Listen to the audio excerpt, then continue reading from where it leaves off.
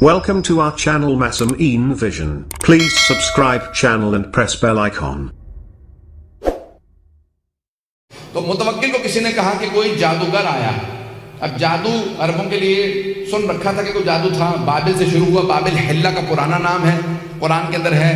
Harut و Marut, Harut و ماروت کا واقعہ سن رکھا ہوگا, نہیں سنا تو پڑھ لیجیے گا. ہاروت و ماروت دو جادوگر تھے بنی اسرائیل کے زمانے میں, جناب سلیمان کے زمانے میں. بے بابل ہاروت و قرآن کے اندر آئے تھے کہ بابل, حلہ کا پرانا نام بابل, نجف سے 70 کلومیٹر کے فاصلے پہ ہے حلہ شہر, اس کا پرانا نام ہے بابل. قرآن میں بھی لفظ آیا, کہتے ہیں دنیا کی سب سے قدیمی تمدن کا نام, سویلائزیشن کا نام بابل. جہاں نمرود تھا, جہاں جناب ابراہیم علیہ السلام کو نار نمرود میں ڈالا گیا. ذہن میں آ گیا؟ تو اب یہ جادو پرانا تھا, لیکن ایک مرتبہ کوئی بنگال کا یا کہیں ہندوستان کا اس زمانے میں کوئی جادوگر اس کے پاس آیا. اس نے اس کی آزمائش کی, امتحان لیا, دیکھا ہاں واقعی جادوگر ہے. کہا فوراً جاؤ جا کے علی بن محمد کو بلا لاؤ, یعنی امام علی نبی علیہ السلام. کہا جاؤ جا کے علی بن محمد کو بلا لاؤ. ذرا جادوگر سے کہا جب یہ آ جائے نا تو تھوڑا اپنا جادو دکھانا, پتہ چلے انہیں بھی کہ ہمارے پاس جادوگر بھی ہیں. واقعہ ذہنوں میں مجھ صرف اشارہ کرنا ہے. ایک مرتبہ کہا جاؤ جا کے بلا لاؤ علی بن محمد کو. اب وہ جو بیچارہ بلانے گیا وہ سوچ رہا تھا پتہ نہیں کوئی بے بس سا امام ہوگا. امام ہو ہی نہیں سکتا بے بس, اور جو بے بس ہو وہ امام نہیں ہوتا. جس کا بس نہ چلے وہ کیسا امام؟ امام بے کس ہو سکتا ہے, بے بس نہیں ہو سکتا. ایک مرتبہ وہ چلا, سارے درباریوں سے متوکل نے کہا کہ خبردار کوئی ان کے احترام میں کھڑا نہ ہو, کوئی تعظیم نہ کرے. 400-600 افراد, دربار پورا بھرا ہوا تھا, قلعہ موجود ہے, بہت بڑا قلعہ تھا, سب بیٹھے. ایک مرتبہ وہ آدمی شہر میں آیا اور شہر کی ایک گوشے میں, ایک کونے میں ایک گھر تھا. کہا یہ علی بن محمد کا گھر ہے. دروازے پہ دستک دی, کسی خادم نے دروازہ کھولا.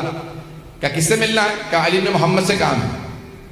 کہا آؤ لے چلوں. کہا سامنے صحن میں دیکھ رہے ہیں وہ جو قبر کے اندر عبادت کر رہے ہیں, رات کے وقت قبر میں عبادت کر رہے ہیں. کہا وہی علی بن محمد ہے. سنیں گے نا حضرات؟ کہا وہ جو قبر میں عبادت کر رہے ہیں وہ علی بن محمد ہے. اس نے کہا ہم تو دن میں قبر کے پاس نہیں جاتے, یہ رات میں قبر میں عبادت کرتے ہیں. ایک مرتبہ آگے بڑھا, آنے کے بعد امام سے آواز دے کے پوچھا انت علی بن محمد, کیا آپ علی بن محمد ہیں؟ امام نے کہا میرا ہی نام ہادی ہے. ایک مرتبہ کہا آپ کو متوکل نے دربار میں بلایا, اب میں اپنے انداز سے پیش کروں گا امام کیسے چلے ہوں گے. اس نے ایک مرتبہ امام سے کہا آئیے میرے ساتھ چلیں. امام نے فوراً قبر سے قدم باہر نکالا, ابا قبا پہن رکھی تھی, ولایت کی قبا اوڑھ رکھی ہوگی, امامت کی ابا لے رکھی ہوگی, سر پہ عصمت کا تاج ہوگا, ہاتھ میں تولا کی تسبیح ہوگی, تورا کا ڈنڈا ہوگا. اب امام علیہ السلام چلنے لگے. اس نے کہا میں آپ کو راستہ دکھاؤں. امام نے کہا ہادی تیرا نام ہے یا میرا نام ہے؟ جیسے ایک مرتبہ امام علیہ السلام نے کہا نا ہادی تیرا نام ہے, اس نے کہا ہادی تو آپ ہیں. امام نے کہا پھر میں راستہ جانتا ہوں. پتہ نہیں لوگ ہیں یا نہیں. ایک مرتبہ امام نے فرمایا کہا میں پھر راستہ جانتا ہوں, دکھانے کی ضرورت نہیں. جو دنیا کو راستے دکھانے آیا ہو وہ ہادی ہوتا ہے, اور جو خود راستے سیکھنے کا محتاج ہو وہ ہادی نہیں ہوتا. امام ایک مرتبہ چلے اور اپنے ہی انداز سے چلتے ہوئے دربار پہنچے. جیسے ہی دربار متوکل کے آئے تو متوکل نے کہا تھا سب سے کوئی احتراماً کھڑا نہ ہو. جیسے امام پہنچے آندھی سی چلنے لگی, خود بخود قلعے کا دروازہ کھلنے لگا, پردہ سر پہ سایہ کرنے لگا, اور سارے درباری خود بخود تعظیم میں کھڑے ہو گئے. خود متوکل اپنے تخت پہ کھڑا ہو کے کہہ رہا تھا فرزند رسول تشریف لائیے, یہ آپ ہی کا حق ہے. میرے تو وڈیرے بھی کہہ گئے اگر آپ نہ ہوتے تو ہم ہلاک ہو جاتے.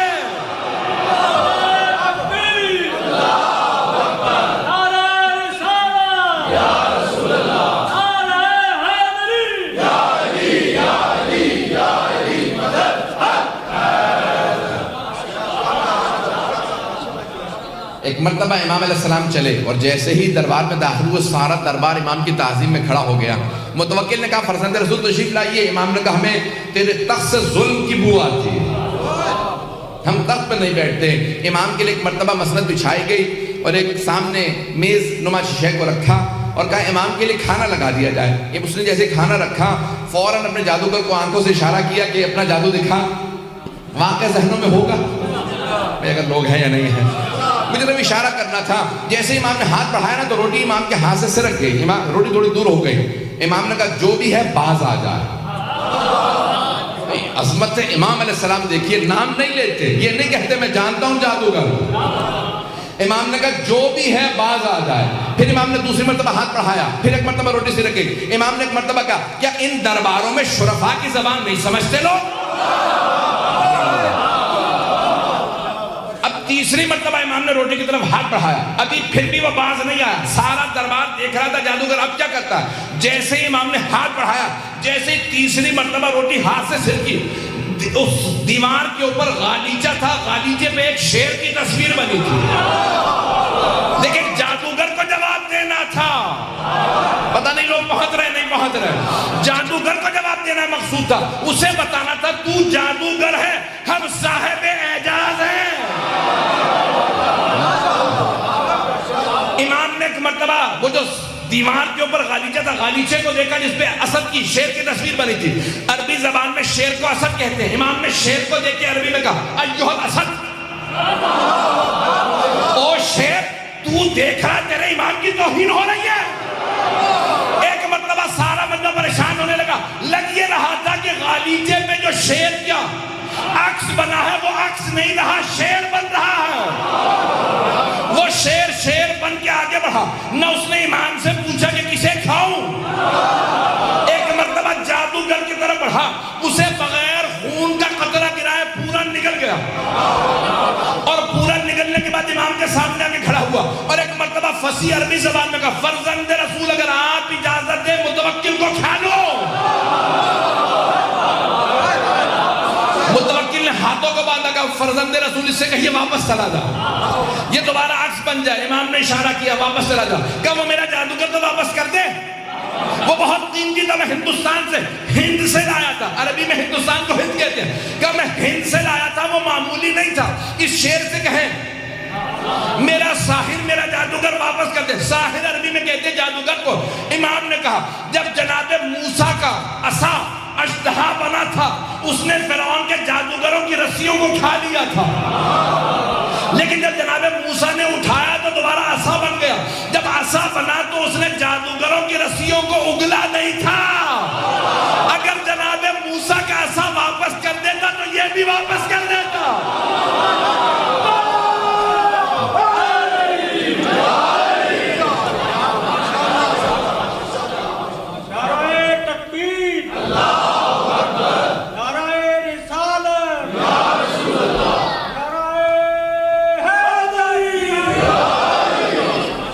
جو فرمائے ظاہرہ کہ قرآن میں لکھا ولن تجد فی سنت اللہ تبدیلا, تم اللہ کی روش میں کبھی تبدیلی نہیں پاؤ گے.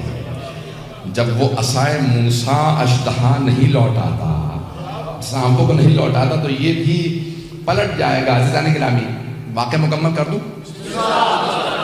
واقعہ بہت پورا نہیں, مکمل نہیں کر سکوں گا, لیکن جتنا پیش کر رہا ہوں اس کو سن لیجئے گا. اب ایک مرتبہ سب کی توجہ, وہ جو جتنے بھی دربار میں بیٹھے تھے سب کی توجہ امام کی طرف ہو گئے. پتہ نہیں لوگ ہیں نہیں. اب متوکل نے ایک مرتبہ مختلف لوگوں کو اشارے کیے بھی کوئی سوال کرو, کچھ کرو, مجھے خود سمجھ میں نہیں آ رہا کیا کروں. ایک گھبراہٹ سب پہ روب سا طاری ہو گیا. امامت اسے کہا جاتا ہے. تو وہاں پہ ایک آدمی کھڑا ہوا, اس نے کہا کہ میں دعویٰ کرتا ہوں سلونی قبل ان تفتدونی, جو پوچھنا ہے پوچھ لو اس سے پہلے کہ تم مجھے کھو دو. یہ مولا سے مخصوص ہے. آج من کن تو مولا ہے نا, تو اس لیے جملہ پیش کر رہا ہے. تو امام علی نقی سے بھی وابستہ ہے, ان کا بھی ہو جائے گی بات, مکمل ہو جائے گی, اور مولا امیر المومنین کی بھی بات آپ تک پہنچ جائے گی. تو ایک آدمی نے دعویٰ کر دیا جو پوچھنا پوچھ لو. متوکل بہت خوش ہوا کہ میرے دربار میں کسی نے دعویٰ کر دیا جو اہل بیت سے وابستہ ہے. تو دربار میں ایک درباری کھڑا ہو گیا. اچھا اس کے سوال سے پتہ چل رہا کہ وہ تقیہ میں تھا لیکن تھا شیعہ. پتہ نہیں بات پہنچی یا نہیں پہنچی. سوال کرنے والے سے اندازہ یہ ہوتا کہ وہ شیعہ تھا. اس نے کیا سوال کیا, اچھا سوچ لے, جو پوچھنا ہے پوچھ لو. اس نے کہا یہی تو کہا جو پوچھنا ہے پوچھ لو. اس نے کہا اچھا یہ بتا حج واجب ہے. اس نے کہا یہ کیسا سوال ہے, یہ تو پوری دنیا کو پتا حج واجب ہے. کہا تو نے کہا ہے نا جو پوچھنا ہے پوچھ لو, میرے تو سوال ایسے ہی ہوں گے. تو بتا کہ تجھے جواب آتا ہے یا نہیں آتا؟ اس نے کہا ہاں حج واجب ہے. اچھا یہ بتا پھر انبیاء پہ بھی حج واجب تھا؟ تھوڑی دیر سوچنے لگا, پھر کہا کہ انبیاء پہ بھی حج واجب ہی تھا. اس نے کہا سوچ لے. کہا نہیں اچھا انبیاء پہ حج واجب تھا. اچھا یہ بتا پھر حضرت آدم پہ بھی حج واجب تھا؟ اب پریشان ہو گئے, کہنے لگا واجب بھی رہا ہوگا. اس نے کہا کہ واجب رہا ہوگا یا واجب تھا؟ اب ایک مرتبہ اسے پسینے آنے لگے جیسے مجھے پسینے آ رہے ہیں. مجھے تو پنکھا نہ ہونے کی وجہ سے پسینے آ رہے ہیں, اسے جواب نہ آنے کی وجہ سے پسینے آ رہے تھے. یہ نہیں تقاضا کرتا کہ مجھے پنکھا چاہیے. کراچی میں ایک بار مرتبہ گر چکا ہوں, یہاں پہ بھی آپ کی کراچی جیسے گرمی ہے لیکن الحمدللہ پھر بھی قابل برداشت ہے. توجہ میرے ساتھ رکھیے گا. صاحب مجلس کو زیادہ پریشانی ہوتی ہے, وہ میرے خیال میں پنکھا لینے چلے گا. توجہ رہے گی میرے ساتھ. تو ایک مرتبہ کہا کہ بتا حضرت آدم پہ حج واجب تھا؟ اس نے کہا کہ واجب ہی ہوگا, واجب رہا ہوگا. اس نے کہا اچھا یہ بتا واجب تھا یا واجب رہا ہوگا؟ اس نے کہا نہیں واجب تھا. اس نے کہا اچھا اگر حضرت آدم پہ حج واجب تھا تو بتا انہوں نے کیا تھا حج؟ آپ تو ایسے خاموش بیٹھے جیسے آپ لوگوں سے پوچھ لیا میں نے سوال. تو کہنے لگا کہ بھئی کیا ہی ہوگا, اگر واجب تھا تو انہوں نے کیا ہی ہوگا. کہا بتا انہوں نے حج کیا تھا یا نہیں کیا تھا؟ تو کچھ سوچ کے کہنے لگا حضرت آدم نے حج کیا تھا. اس نے کہا کیا پوچھ لے گا زیادہ سے زیادہ. کہا حضرت آدم نے حج کیا تھا. کہا اچھا یہ بتا اگر حضرت آدم نے حج کیا تھا تو ان کا سر کس نے مونڈا تھا؟ حلق واجب ہے, حج میں سر کا مونڈنا واجب ہے. جناب آدم سے زمین پہ پہلے بشر, پتہ نہیں آپ تو. کہا اگر انہوں نے حج کیا تھا تو بتا ان کا سر کس نے مونڈا تھا؟ اب بہت پریشان ہوا, کچھ دیر بعد کہا مجھے نہیں پتا. وہ پوچھنے والا بہت ذہین تھا. اس نے کہا جتنی اونچی آواز سے کہا تھا نا سلونی, اتنی ہی اونچی آواز سے کہے مجھے نہیں پتا, تو جاہل ہے, تجھے کہنا ہی نہیں چاہیے تھا سلونی. ایسا نہیں کرا, بس مجھے ہوا آ رہی ہے, میرے لیے اتنا کافی ہے. ایک مرتبہ اس نے کہا کہ اگر نہیں جانتا تو کہہ تو جاہل ہے. اس نے کہا کہ ہاں میں جاہل ہوں, نہیں جانتا. اب متوکل کو پریشانی ہوئی. کہا میرے دربار میں کوئی ایسا ہے جسے اس سوال کا جواب آتا ہو؟ سارے درباری امام علی نقی کو دیکھنے لگے. جب سب نے امام علی نقی علیہ السلام کو دیکھا, متوکل چہرے پڑھ رہا تھا, اس نے بھی امام کی طرف رخ کیا. کہا فرزند رسول کیا آپ جانتے ہیں؟ مولا نے کہا ہاں میں جانتا ہوں. کہا بتائیے پھر جناب آدم نے حج کیا؟ امام نے کہا ہاں. کہا بتائیے سب سے پہلے جناب آدم ہی نے کعبہ بنایا تھا. اب یہ بہار میں بڑا تفصیلی واقعہ موجود ہے, وقت نہیں ہے. امام نے کہا حضرت آدم نے سب سے پہلے کعبہ بنایا, اور اللہ نے کہا آدم آپ کی نسل میں ہاجرہ آئے گی, صفا مروہ کے درمیان چلے گی. یہاں پہ سعی ہے, اس کے بعد حلق ہے. تو کہا حلق کس نے کیا؟ کہا جب حلق کی نوبت آئی تو جناب جبرائیل جنت سے یاقوت لے کے نازل ہوئے. جناب آدم کے سر پہ پھیرتے جاتے تھے, جہاں جہاں پھیرتے جاتے تھے بال گرتے جاتے تھے. جہاں جہاں اس یاقوت کی روشنی گئی اللہ نے سب کو حرم قرار دے دیا.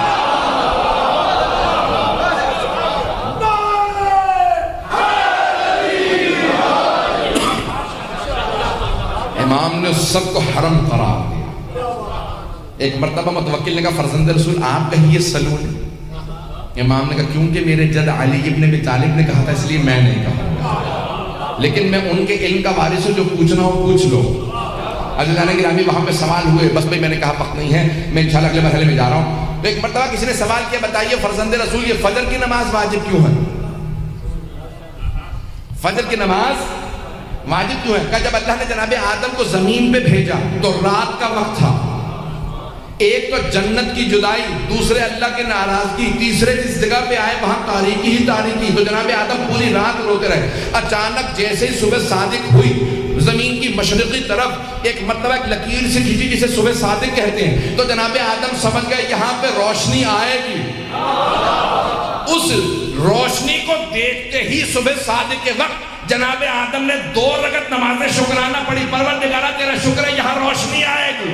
اللہ نے کہا آدم تیری پوری نسل میں یہ تیری 2 رکعت نماز میں نے واجب قرار دی.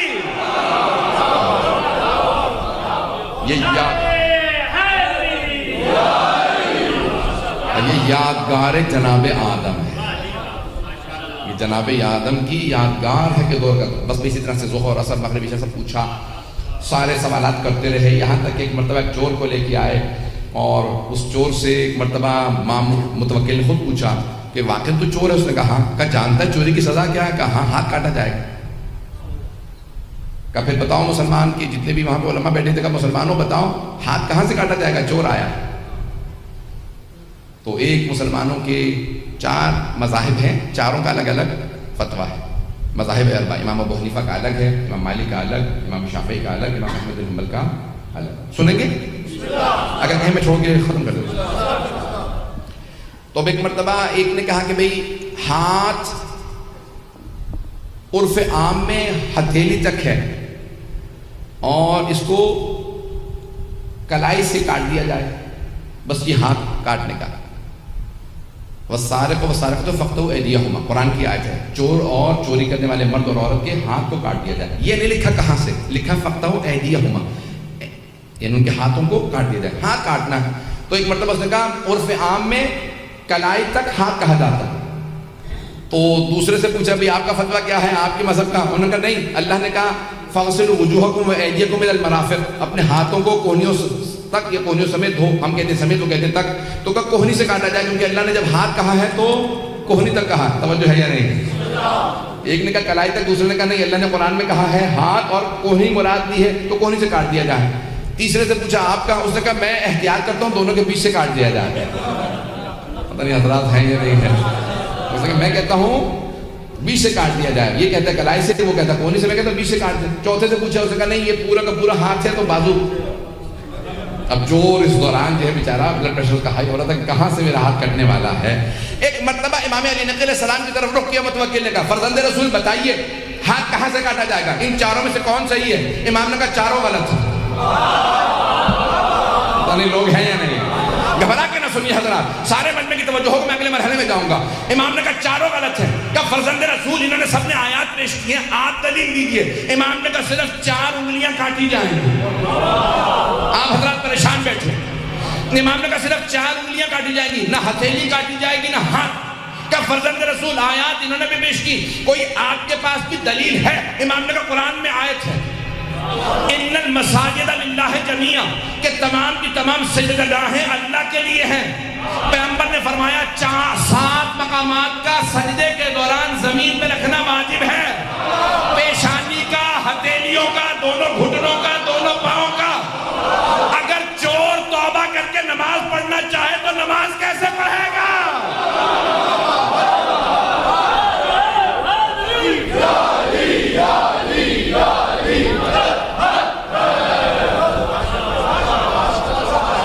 چور توبہ کر لے تو ہاتھ نماز کیسے پڑھے گا اگر ہاتھ کٹا ہوا ہوگا؟ تو اس لیے صرف 4 انگلیاں کاٹی جائیں گی. پیغمبر نے بھی 4 انگلیوں کا حکم دیا تھا. میرے جد امیر المومنین نے بھی 4 انگلیوں کا حکم دیا. ہتھیلی اور انگوٹھا اللہ کے لیے ہے، نماز کے لیے ہے. کسی کو کاٹنے کی اجازت نہیں ہے. جانے کی رامی پھر امام نے وہاں پہ تفصیل سے بتایا کہ چور اگر کسی تالے کو توڑ کے چوری کرے، کچھ اٹھا کے لے جائے تو ہاتھ نہیں، تعزیر ہے، حد نہیں جاری ہوگی. پتہ نہیں لوگ ہیں یا نہیں. حد جاری نہیں ہوگی، تعزیر ہوگی. کوڑے لگیں گے لیکن ہاتھ نہیں کاٹ سکتے کیونکہ اس نے تالا نہیں توڑا. تیسرے، اگر وہ یا اس کے بچے بھوکے تھے اور اس نے چوری کی تو ہاتھ نہیں کاٹ سکتے.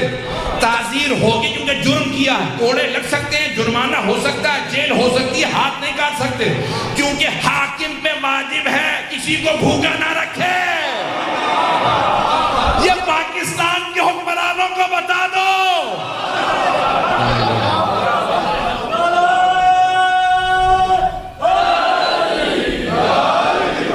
بات بہت رہی ہے.